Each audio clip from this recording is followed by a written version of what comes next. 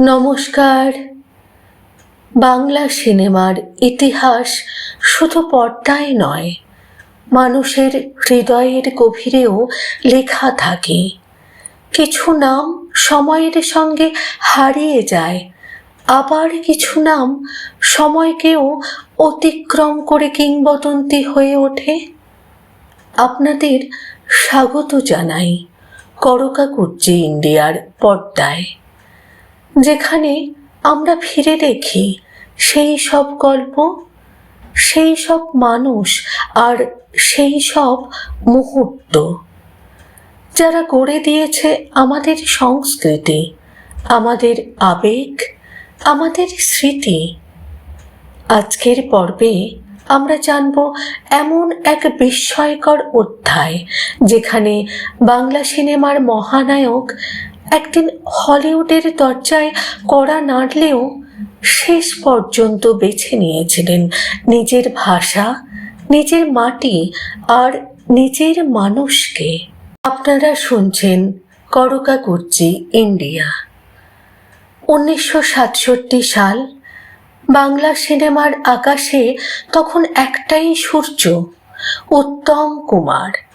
ঠিক সেই সময়েই তার জীবনে আসে এমন এক প্রস্তাব, যা যে কোনো অভিনেতার কেরিয়ার বদলে দিতে পারত। হলিউডে অভিনয়ের সুযোগ। কিন্তু আশ্চর্যের বিষয়, তিনি সেই প্রস্তাব ফিরিয়ে দেন। কেন? 1966 সালে সত্যজিৎ রায়ের চলচ্চিত্র নায়ক প্রদর্শিত হয় কান আন্তর্জাতিক চলচ্চিত্র উৎসবে। একজন তারকার অন্তর্দ্বন্দ্ব, অহংকার, ভয় আর একাকিত্ব। এই মনস্তাত্ত্বিক গল্পে অরিন্দম মুখার্জি চরিত্রে উত্তম কুমারের অভিনয় দেখে আন্তর্জাতিক দর্শক স্তম্ভিত হয়ে যান।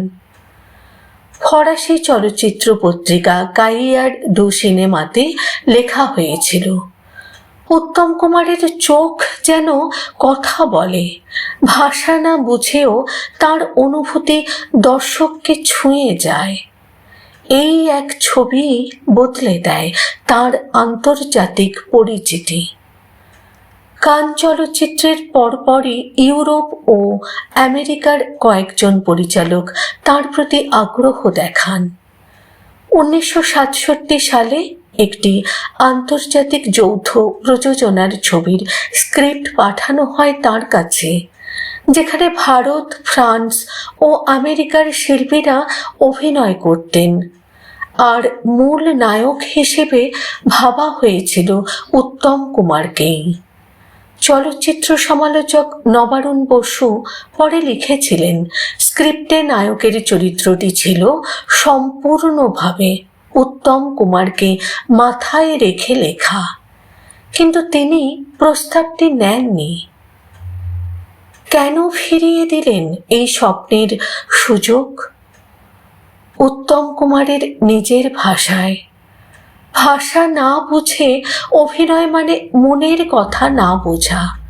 আমি অভিনয় করি নিজের অনুভূতি পৌঁছে দিতে, সেটা যদি না পারি আমি নিজেই অখুশি থাকব।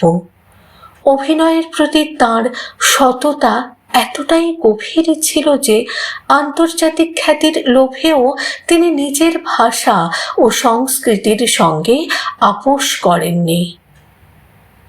যদি তিনি হলিউডে যেতেন, হয়তো বাংলা সিনেমার ইতিহাস অন্যরকম হতো।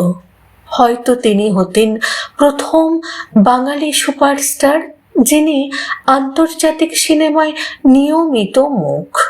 কিন্তু একই সঙ্গে প্রশ্নও থেকে যায়, তাহলে কি আমরা পেতাম সেই একই উত্তম কুমার, যাকে বাংলা সিনেমা নিজের প্রাণ দিয়ে ভালোবেসেছে? মহানায়ক জন্মান না, তৈরি হন। আজকের দিনে বহু অভিনেতা শুরুতেই নায়ক হতে চান, কিন্তু উত্তম কুমার তাঁর কেরিয়ার শুরু করেছিলেন এক্সট্রা শিল্পী হিসেবে। পরপর দুটি ছবিতে ছোট্ট ভূমিকায় অভিনয় করার পরেই শুরু হয় তার নায়ক হয়ে ওঠার দীর্ঘ পথ চলা। তিনি শর্টকাট নেননি, তিনি পরিশ্রম করেছেন, ব্যর্থতা দেখেছেন, তবেই না হয়েছেন মহানায়ক।